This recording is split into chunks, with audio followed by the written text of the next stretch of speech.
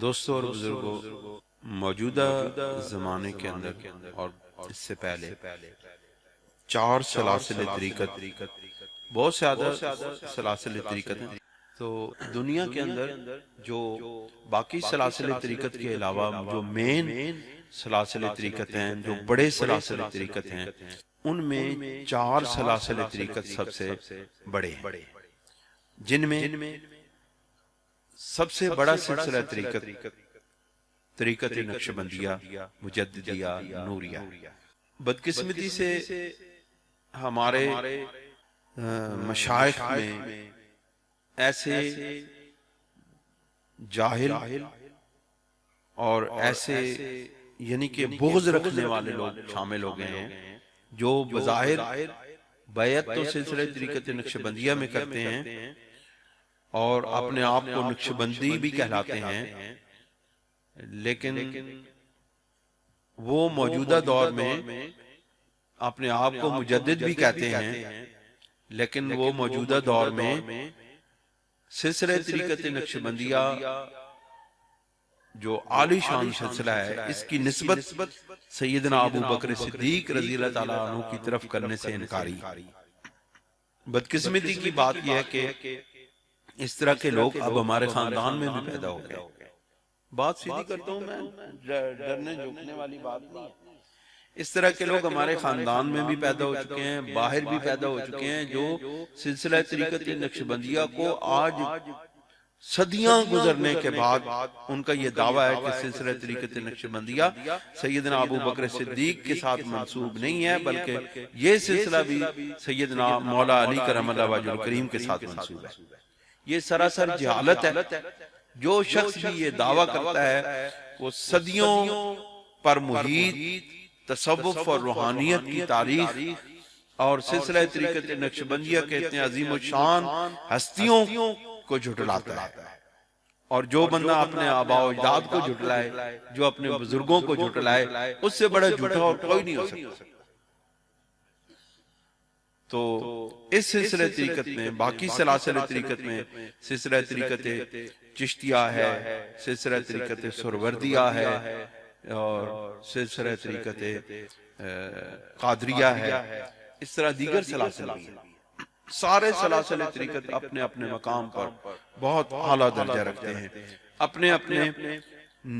اپنی تعلیمات کے لحاظ سے ہر ایک اپنے اپنے مقام پر بہت بلند ہے. لیکن سلسلہ طریقت نقشبندیہ کو یہ اعزاز حاصل ہے کہ اس سلسلہ طریقت کی تمام تعلیمات شریعت مصطفیٰ صلی اللہ علیہ وسلم کے بالکل تابع. آج ہم نے ختم خواجگان پڑھا، جو سلسلہ طریقت نقشبندیہ میں بھی اور دیگر سلاسل طریقت کے اندر بھی اپنے اپنے انداز کے مطابق پڑھا جاتا ہے. اور اس کے آخر میں ہم نے مراقبہ کیا. مراقبہ کا مطلب یہ ہے نگرانی کرنا. اور صوفیاء کرام جو سلسلہ طریقت نقشبندیہ کے ساتھ وابستہ ہیں، انہوں نے اس کی تشریح یہ کی ہے کہ مراقبہ نام ہے اپنے دل میں، اپنے قلب میں یا دیگر لطائف جس پہ ذکر کرتا ہے سالک یا طالب یا سالک. جو طریقہ اختیار کرتا ہے اس کو طالب کہتے ہیں یا سالک کہتے ہیں. میں اور آپ سب جس طریقے کے ساتھ بھی وابستہ ہیں، ہم سب طالب ہیں. طالب ہوتا ہے طلب کرنے والا، ہم سب طالب ہیں. تو ہم کس چیز کی طلب کرتے ہیں؟ ہم اس چیز کی طلب کرتے ہیں کہ ہمارے قلب پر، ہمارے لطائف پر اللہ تعالیٰ کے انوارات اور تجلیات کا نزول ہو. وہ نزول جو سید کائنات صلی اللہ علیہ وسلم کے قلب اطہر پر ہوا، اور پھر درجہ بدرجہ تمام صوفیاء کرام کے قلوب پر وہ تجلیات اور انوارات نازل ہوتے رہے، اور پھر ہم انہی انوارات اور تجلیات کے اپنے قلب اور اپنے لطائف پر نزول کے طلبگار ہیں. تو جس وقت ہم مراقبہ کرتے ہیں تو مراقبہ کا مطلب یہ ہوتا ہے کہ سالک یا طالب اپنے قلب پر اس طرح متوجہ ہو کے اللہ اللہ اپنے خیال کے ساتھ زبان کو تالو کے ساتھ لگا لینا ہے اور اپنے خیال کے ساتھ اپنے دماغ کے ساتھ اپنے قلب پر اس طرح ضرب لگانی ہے اللہ اللہ اللہ کی، تاکہ اس کی دھڑکن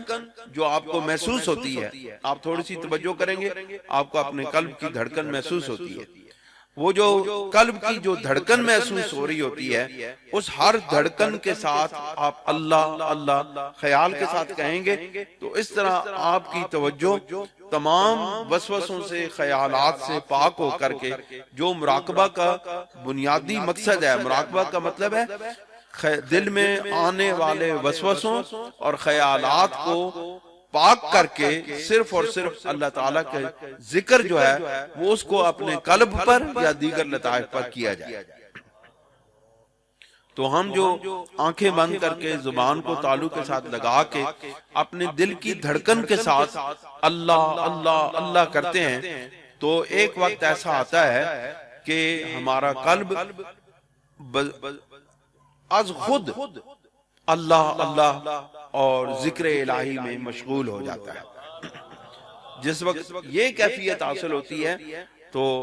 بزرگوں کے طفیل، خواجگان نقشبندیہ کے طفیل جو انوارات اور تجلیات ہوتی ہیں وہ ہمارے قلب میں اور دیگر لطائف میں آنا شروع ہو جاتی ہیں اور ہمارا قلب اور دیگر لطائف روشن اور منور ہونا شروع ہو جاتے ہیں۔ تو جس وقت ہمارا قلب روشن اور منور ہونا شروع ہو جائے تو سب سے پہلی اس کی نشانی یہ ہے کہ اس کے ساتھ جڑی ہوئی جو سب سے بڑی خرابی ہے، ہر لطیفے کے ساتھ جڑی ہوئی خرابیاں، لطیفے قلب کے ساتھ جڑی ہوئی جو مین خرابی ہے، بڑی خرابی ہے، وہ یہ ہے کہ خواہشات نفسانی جو انسان کو دنیا کی لذتوں کی طرف مائل کرتی ہے،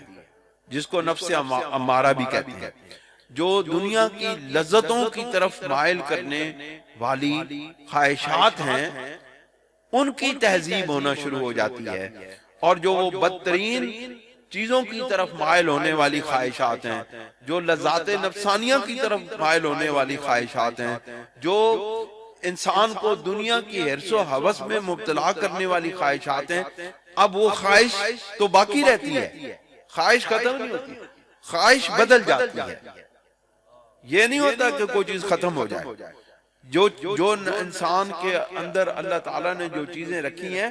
وہ چیزیں موجود ہوتی ہیں لیکن ان کی نوعیت اور ان کی کیفیت بدل جاتی ہے۔ اب جس وقت دل قلب منور ہو جاتا ہے تو خواہشات نفسانی جو انسان کو بری چیزوں کی طرف مائل کرتی ہیں، لذات دنیا کے حصول کی طرف مائل کرتی ہیں، اب وہی لذت اور وہی جو خواہشات ہیں وہ انسان کو رب تعالیٰ کی طرف کرتی ہیں، اب وہ دنیا کا حریص جو ہے وہ اللہ کا حریص ہو جاتا ہے، وہ جو دنیا کا حریص ہے وہ علم کا حریص ہو جاتا ہے۔ سرکار دو عالم صلی اللہ علیہ وسلم نے ارشاد فرمایا نا، دنیا کے اندر دو حریص جن کے پیٹ کبھی نہیں بھرتے ہیں، ایک دنیا کے خوراک کھانے والا، پیٹ کو بھرنے والا حریص، اس کی بھوک کبھی نہیں مٹتی ہے، اور دوسرا علم کا حاصل کرنے والا عالم، اس کی بھی کبھی بھوک نہیں مٹتی ہے، وہ ساری زندگی لگا رہتا ہے اور وہ علم حاصل کرتے رہتا ہے، جتنا بھی علم حاصل کر لے پھر بھی وہ کہتا ہے ابھی میں نے اور پڑھنا ہے، ابھی مجھے اور علم چاہیے۔ یہ وہ جو خواہش نفس ہے اللہ تعالیٰ نے اس کو غلط راستے سے ہٹا کے درست راستے پہ لگا دیا۔ اب اس کا جو ہے نا طریقہ آپ نے جان لیا، آپ اس کو نماز فجر کے بعد یا اور نماز عصر کے بعد بے شک تنہا ہوں، الگ ہوں یا اور پیر بھائی ساتھ بیٹھے ہوں، آپ اس کو مراقبہ کو کیا کریں،